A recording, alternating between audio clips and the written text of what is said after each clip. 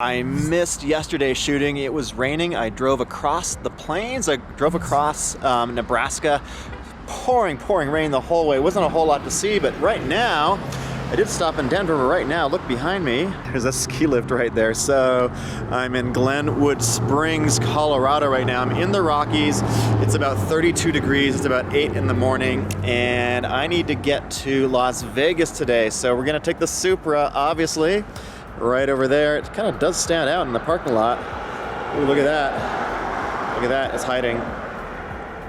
And we're just gonna see how far I can get. So I'm gonna show you a little bit of the mountains today, and I think I'm gonna explain a little bit of the infotainment system and show you a little bit of the interior of the Supra and just give you a little bit more of my driving impressions of it so far. And I'm really enjoying it. Man, that yellow, ooh, I dig it. So pretty. So let me show you how the driver assist things work. You can see the heads-up display have set it to 75 miles an hour. And I'm following a truck right now, and it's basically just going to keep the distance from the truck the way I've set it. Now there's these little chevrons here that I can move forward and back, so I can get a little bit closer to the truck by going down to 2 chevrons, if that's what you want to call it. You can see there in the heads-up display how that works. Get a little bit closer even, but it's just going to keep the distance from the truck at a lower miles per hour, lower speed than what is actually set. So I have it set to 75, but in fact, now it's doing 71 miles an hour. Pretty cool. Look at that, so amazing, so amazing.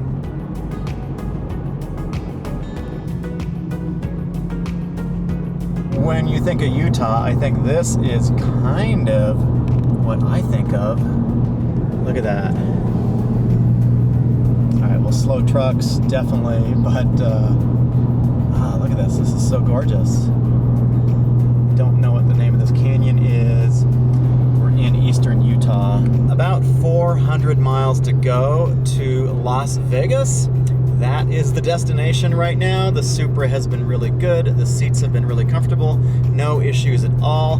This is definitely a grand touring car in the sense that it's very comfortable to take a long road trip on. I've been on a road trip for over 1,000 miles now. It does have a short wheelbase. It is very nimble, but the suspension tuning that Toyota has done is so good. There's so much compliance, yet it's still firm. To compare it to the Mustang GT or the Camaro SS, it definitely has a better ride than either of those two. I just call it more sophisticated, I guess. So yeah, I'd say it definitely is a more sophisticated ride. Of course, it does have 2 modes. It has the regular and sport. That's it. They keep it pretty simple.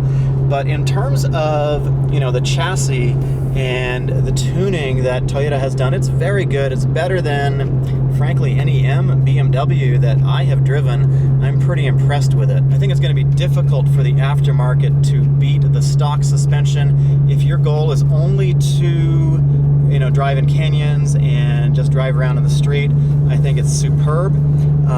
The one thing you might want to do is maybe get a set of springs, something like H&R springs, just to bring the ride height down a little bit, just for, the look of it. But in terms of the way the thing is damped and the way the car responds and feels, it's really good so far. Right behind me is this gorgeous canyon in Utah. Oh man, talk about an amazing road trip. I could talk about the car. I don't know what to say about this. It's pretty amazing. Look at the colors.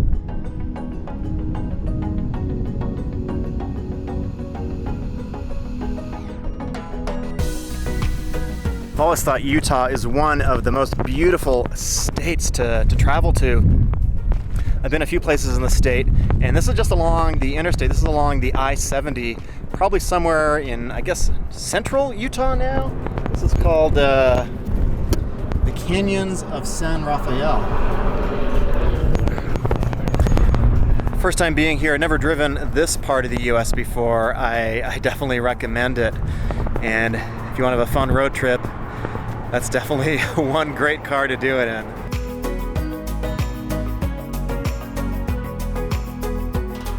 Okay, we made it to Arizona. Look at this beautiful canyon that we're in. It is along the 15. Maybe you've been here before, maybe not, but it is gorgeous. And we're getting close to Las Vegas, about 97 miles to go. So I have made it to beautiful Primm, Nevada. And oh my gosh, the luxury here is outstanding. So I've been driving this car for a couple of days now, got about 1,500 miles on it, and I want to show you how the infotainment system works in wireless Apple CarPlay. But first, I do want to thank our sponsor, which is Garage Pro, and they've got a solution for your phone which will allow you to read the codes on your car, and also they've got lifetime email support and soon phone support coming too. So if you don't know what a code is, you can just mail them right from the app. It's definitely my go-to. I've got an older BMW, it's a 2011, and I find it super useful. There's a link in the description down below for a discount. All right, let's start this up. Sounds pretty good. So this does have wireless Apple CarPlay. You can see my phone connected automatically. It's just sitting there. I've got Bluetooth turned on, and I've got the wireless turned on. And so if we go over here to the display, I can go home. You can see the CarPlay is over here. There it is, and you can see I've got Waze set up. So it's got all the normal stuff, but also it's got a few more apps than it used to, which is kind of cool, including Zoom and YouTube Music. But what's kind of nice about this is you can split the screen. So let's say I'm going to calculate the route to Los Angeles, which I already did. And over here, I can play music. So for example, let's say I just want to, well, I can't play music right now because it's going to give me a copyright strike, but I can play music over there. So that's kind of neat. It does have this new CarPlay system. Now, over here is the classic iDrive system. I'm not sure what Toyota calls it actually, but it's pretty much iDrive from a BMW, and it is quite good. So if I hit the menu display, I will see everything in the main menu. If I hit it again, I can see all of the different menu items, and I can drag them around, which is kind of neat. So for example, if I hit navigation over here, start to navigate, again, you can have what's going on over here with your music, which is kind of nice actually. So I like that quite a bit. I'm pretty happy with the display overall. It does allow you to modify the sport system in here. So if I go to my vehicle, for example, and I hit that, let's see, you can use the screen, which of course is touch sensitive. It's got sport displays. All right, so horsepower and torque. I don't know how useful that is, but you know, that is modifiable. I actually haven't messed with that too much. All right, configure sport individual. So this is kind of nice. So what I can do is you can change the different settings. So I can change the damper from normal to sport. You can change the steering from normal to sport too. And even the transmission. So the transmission will shift more aggressively. It's going to downshift a little bit earlier. You're going to basically drive in a lower gear. And the engine sounds too. Make it normal, but I don't like that. So let's make it to sport. So if I hit the sport button over here, you can hear it got louder already. And there's the crackle and pops that are going on. So it is kind of nice that it is configurable. I like that you know, quite a bit. In terms of the rest of the infotainment system, this is pretty classic BMW. It's got a sort of just a light touch on it. See, if I just touch it lightly, pops up in the screen here the various settings you can set for you know, your radio, Sirius XM, and so forth. And it does have a pretty typical BMW AC, you know, HVAC system.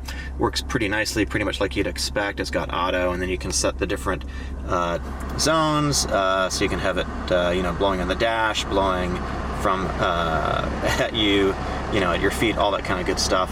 I'll just leave it in auto, which is pretty nice. And then what's kind of cool is it does have this wireless charging port down here. So if I just slide the phone in, and the blue light comes on and it starts charging, which is kind of nice. It's also got a power here for your radar detector, so that's been pretty nice.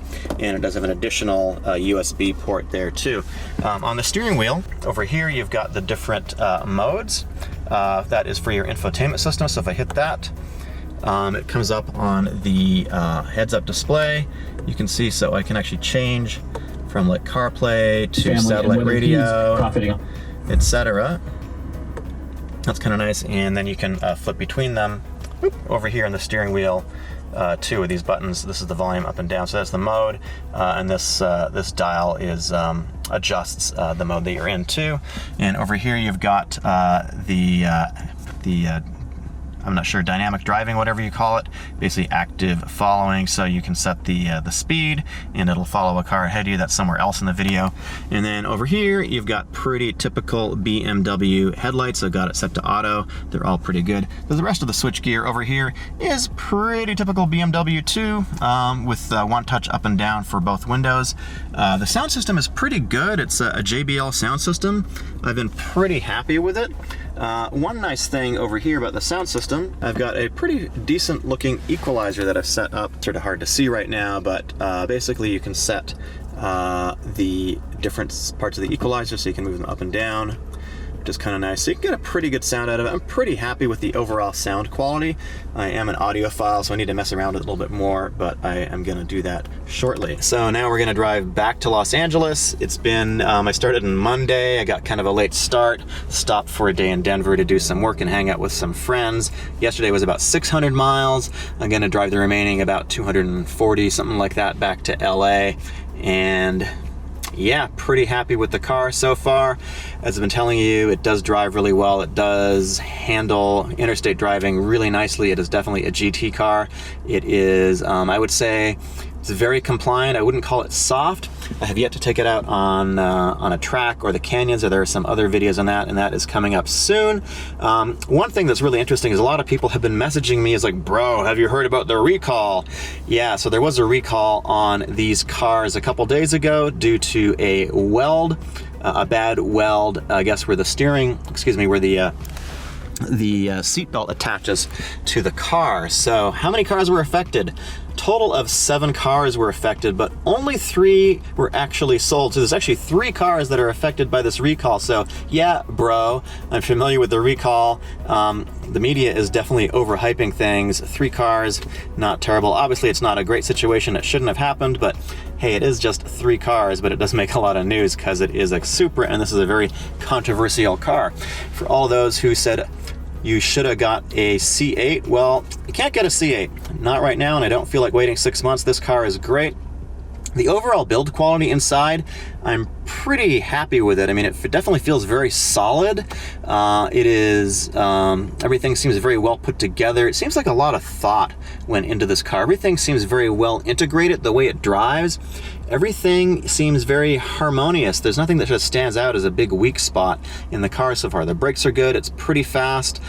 Clearly it handles well, although interstate driving, you haven't had a chance to really take it out on the twisties. It does oversteer very nicely. The power band is big and wide. And I mean, overall, I think it's pretty good value. I think it's pretty well priced for what it is. There was a test Motor Trend compared the Mustang GT350 against this car a couple days ago. And yeah, the GT351, it is similarly priced, and it's a very valid comparison. The Mustang is obviously a much bigger, heavier car, so it doesn't feel as nimble. But you know, one thing is that on track, the Mustang overheated after 2 laps. And I know people have been taking these out, and there's been no overheating issues so far. And obviously there's a lot of room for the mod community. They left a lot of space in this car to mod it. So I'm very, very happy with my purchase. I'm looking forward to doing a build for SEMA. Going to be dropping the car off at Field Suspension on Monday, a couple days from now. Maybe this video will be up by then.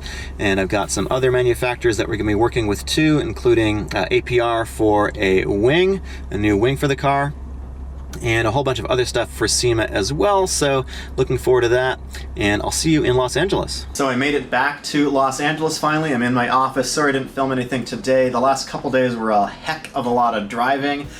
Obviously I like the car. I think you guys have figured that out. So I've got a couple videos up here on screen, and I want to thank my Patreons. Furious Grommel, Rural Pope, Real 6, I can't even remember all your names, sorry about that. You guys get early access to the videos, and I'm going to start my merchandise store really soon, and so the early patrons are going to get some free merchandise. I'm not wearing it right now. My name is Eric. I will see you in the next video with a Supra, a yellow one.